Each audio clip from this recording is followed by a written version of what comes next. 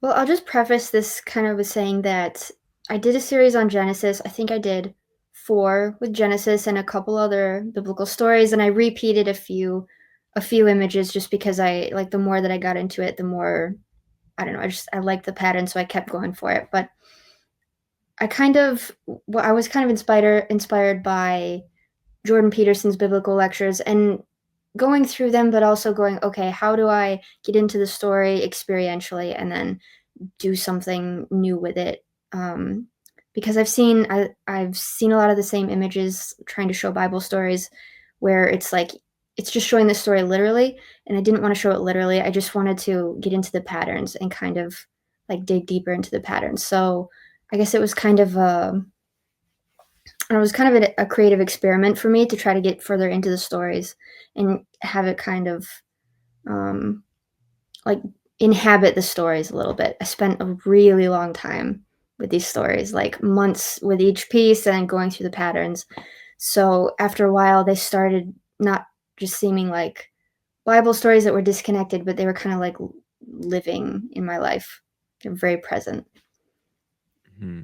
Hmm. This is the first one, creation, and there's the 6 days of creation, and then um, this middle piece is kind of like uh, before the first day and also the last day. So there's like a return to the state of rest.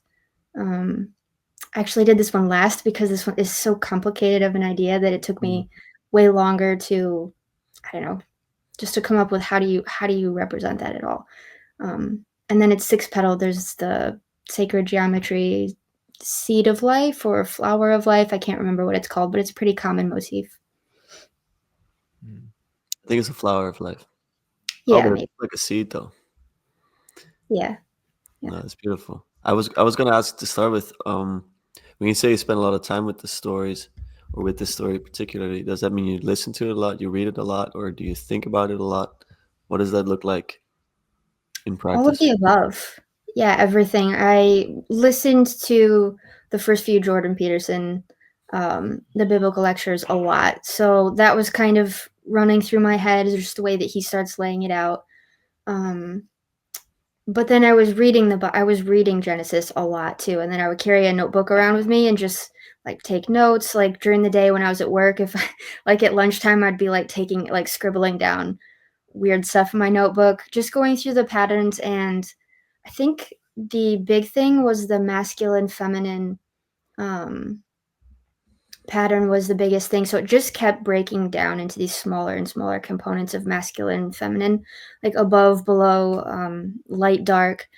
So that kind of like each each petal has an element of that, and even the background maze pattern with the red and the blue is kind of this back and forth with like a feminine, masculine, or because I always use blue for like heavens or spirit, and red is like matter or earth. And I think Adam, the root word of Adam is red or earth, something like that. So it like the more I would learn those little details, the more it would just keep informing me of like the color of the different elements or like how they would interact with each other. Mm. Yeah, so I tried to kind of get a little bit of that into each petal. So the masculine thing is like yellow or reddish, and the feminine thing is either kind of like a purplish blue. Um, yeah, and then I don't know, a couple of them don't have that quite as much. Like there's the second day where it seems more like this opening of space, and the third day, which is kind of it still has the same kind of thing, but it didn't quite make sense with like red and blue. Had to Hmm. get a little green in there. So Yeah. Yeah, I remember the colors standing out to me really from this one the first time I saw it, and just that it's like I feel like you can I feel like there's a bunch of different images within the image as well, so you can spend a lot of time studying it, and like taking it piece by piece kind of from the background to the is this like flame surrounding it right here? Yeah. yeah, Yeah. And yeah, then I like the idea of kind of like movement, like energy. I mean, like in the vaguest sense, Ah, pushing things forward through time. mm-hmm. Yeah, I feel like you can just look at it layer by layer piece by piece, like from the background to here to each image within it, and then to the center, and then like, because obviously when you first look at it, your attention, I mean, for me at least, my attention's drawn to the center first, and then you like go out from there. But I feel like you can look at it from border in as well, and it gives you like a different interpretation of it. You notice, yeah, the flames, the energy supporting the creation here, kind of like I feel like to me it represents that like tohu wabohu, like the boundless energy Right, like before. potential kind of, yeah. Mhm. That kind of under like is a foundation for everything in a way. Mhm. It sounds kind of fun. I've been listening to We Wrestle with God, and there's some of these names and words that are just so funny, like the Tova Vabohu. Just hear you say it, it just sounds like a Teletubby type of term. But Yeah. It's yeah, true. It's true. I was gonna ask you, Emilee. You spoke about the masculine and feminine dichotomy. Is Mhm. that the most fundamental dichotomy there is? Because the way I see it is that there's a lot of these opposites that are not exactly the same, but they point to the same pattern, let's say. So static and dynamic quality, masculine, feminine, um, even politically conservative, liberal, for example. So I think so, but you can label it or you could categorize it in different ways, right? You could say masculine and feminine and kind of gender it. Um, you could say something like spirit and matter. You uh, could say light and dark. It kind of depends where you want to categorize the thing, using but it to like a me, symbol, like it refers beyond itself. Okay. yeah, That makes like like a yin yang. Why does everybody like it? It's like it's so fundamental. There's nothing like what is more fundamental than that. yeah. And there's there's the idea that consciousness requires the split of opposites. Like you can't be conscious of something without splitting um, the wholeness that you wouldn't be able to be conscious of something that was completely whole and completely full. You kind of have to take one at a time. Um, so it just seems like I don't know if that's the kind of the prerequisite for consciousness. It's kind of the most Mm, fundamental for us. Like that's what counts yeah. for us. Yeah. Yeah. It's like existence in time and space. It's by Yeah. necessity is like that. But there's something before, or maybe not the right word.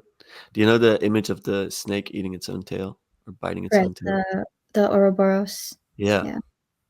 That I think is like what is it's not exactly eternity, it's not exactly before time, but it's this union of opposites that we don't exist in, but we all descend from, let's say. Yeah. Yeah, I want to explore that more. I at some point, but I want to read more about that. Eric Neumann did really good work on that. Yeah. Young student. Mhm. Yeah. Mhm. That's it seems like it's under everything, right? The union of things, but just to be able to like look at it, the qualities of anything, it has to be like a masculine or feminine or like something like that. But it kind of points to the fact that they have to be united, like somehow. Otherwise they wouldn't be split. I guess it's really Yeah, hard to talk they about. have to have, yeah, like there's a unity to them. Yeah, So like there's one without the separation. other. You don't have one without the other. They necessarily go Ah, together. I see. Okay, so they're like codependent because otherwise it wouldn't be an opposite. Right. Well, there Mhm. wouldn't be anything dark if there wasn't something light. Like there has to be the separation, otherwise, Well, even there wouldn't nothing would be if there like you have to have being and non-being, you know? Like if there Mhm. was simply oneness, if everything was whole, if there's no differentiation, then nothing exists. You have to have death to have life, you know, or Yeah, else you have to have being to have non-being, you have to have light to have dark, you have to have I was like a when you guys subject. were talking go ahead, go ahead.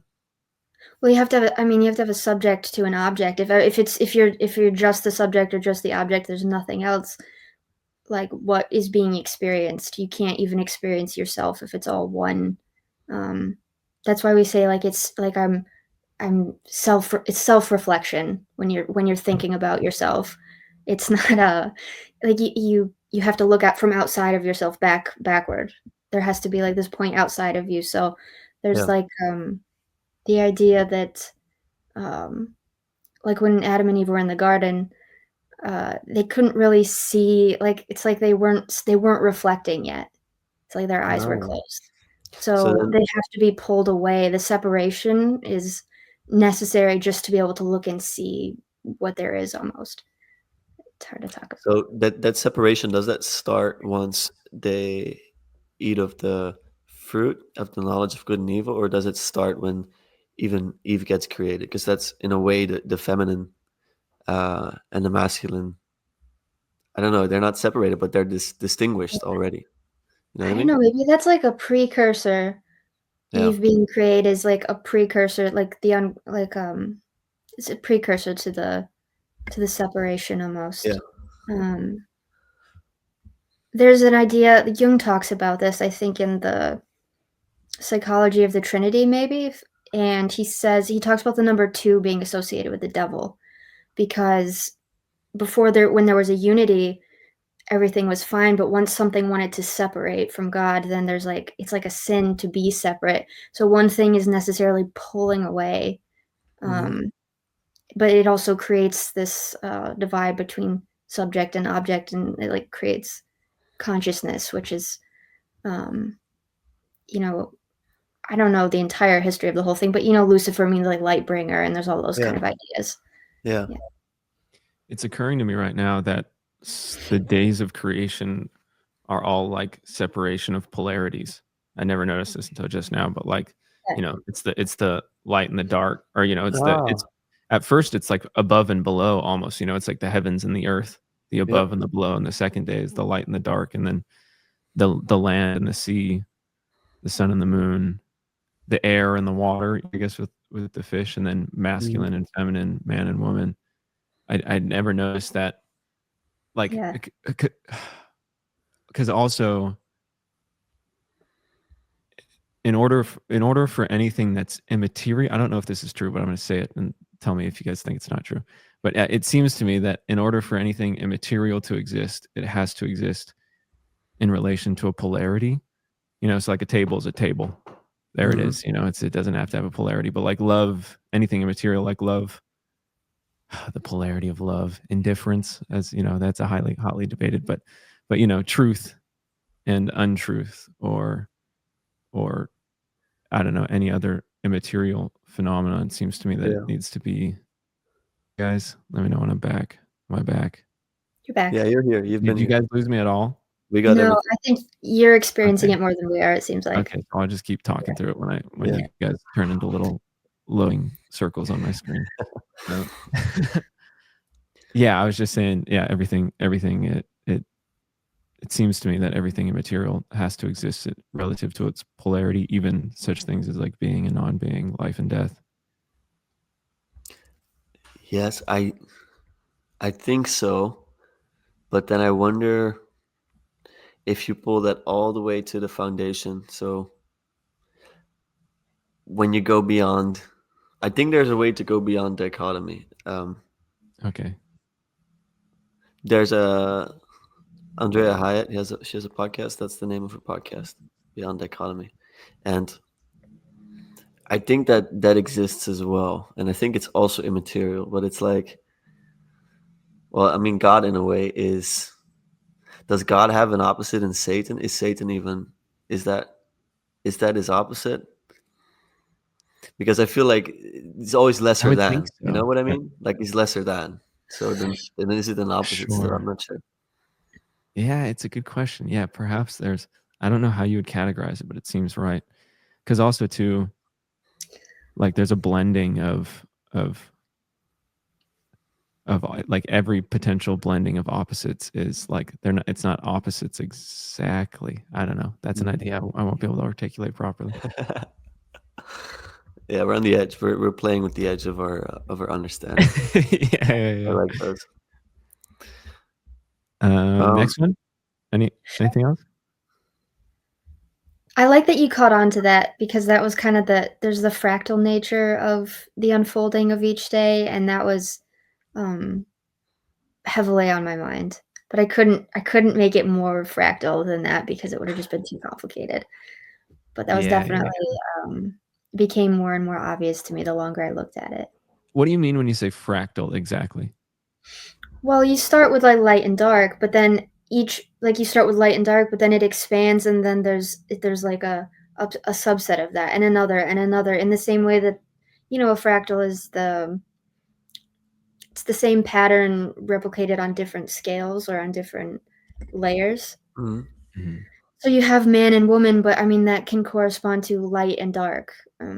It can correspond to like the sun and the moon, or to the sky and the earth. That can all be. Um, it's a fractal of the same unfolding of, I don't know, opposites, just in Mhm. different forms. So you Yeah. start with like this kind of empty form of like space and time and up and down, but it gets distilled all the way down to people. Mhm. Yeah. Or to human beings, to there being two. And even the fact that we're split down the middle, and there's like we're mirrored on each side. It's like the same thing in a way. Yeah. Mhm. Do you think one level of the fractal is more real than the other, or are they equal in their reality? Like some people will say, for example, it's a modern idea that like in the end of the day, we all consist of atoms, like that's the most important. And of course, it's a bit of a straw man way of describing what they're saying, because it's kind of a ridiculous idea. But is it somehow more real on a higher level when you speak about sky and earth, or feminine and masculine, as opposed to perhaps a lower level of understanding? I don't know if I know what that means. I don't So think about atoms, and I can't experience them, and neither can you. So, like, I'm not sure. It's gonna sound dumb in a way, but I'm not sure why they matter. I yeah, can't get me to it. neither. It's inaccessible to me. So, I'm kind of a like I have to stick with it, what I can experience, kind of thing. So Yeah, I that's don't know. good. That kind of stretches my my intellectual thing, maybe. Sometimes I think we were never supposed to like realize atoms exist. Like that's just it's like we Yeah, got these technological instruments to figure out that there's these particles on a level that the human eye could not ever experience. but they're Um, also kind of like they're like tiny solar systems. It's funny that like the biggest thing and the smallest thing is still the same kind yes, of pattern, but I mean, at least we use the same image to portray them, because you can't yeah, see the atom and you also can't see the solar system, but we use the same image of like um, circulating circles. I don't know, orbs, yeah. whatever. Yeah. So it's No, still yeah, it's still the kind of like the biggest and the smallest, um, paradoxically the same. yeah. At least in our imagination, which might be more real than the reality of it.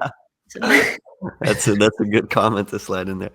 No, Very I good. think they all point to something, like, and then I don't think the micro is more important than the macro in the sense of the Mm. the practicality of it, but there is a higher reality that's being pointed to that to me is somehow, actually I don't want to say that. I think it is more fundamental, but then it slides into Gnosticism quite quickly once you posit that. So let me not take it too far, like like Jung perhaps did.